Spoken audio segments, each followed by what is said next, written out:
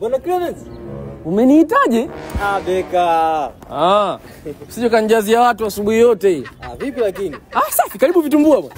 Asante. Jelo tu. Mbona siku hizi unauza vitumbua lakini? Wanakuambia huu uchumi sio kuchagua kazi.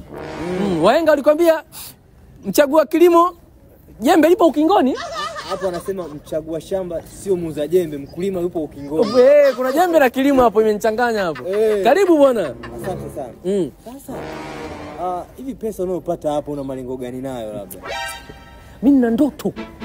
Hapa kichwani nina ndoto. Hela nikikusanya hizi naenda kufungua duka la la mikate. Mimi si beka. Na mikate lazima iwe na flavor. Cha msingi beka niwe na title mjini hapa, muhimu sana. Sasa wewe sio mtu wa toto za uongi kweli wewe? Uonga madem?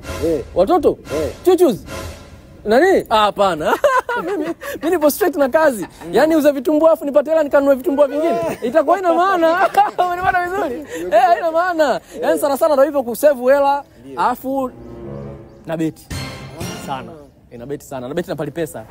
Huku na save hela afu nyingine naitafutia hela nyingine. Palipesa si unajua lakini. Hatari, wana odds kubwa. Balozi wao mpya nani huyo, yani Yaya Tule. Mdogo wake na Kolo Tule huyo. Yaya Tule ndo balozi wao mpya, odds kali, bonus hadi 380. Yaani mimi na beti na uhakika kwamba hapa nikipiga pana bonus. Unapata vizuri?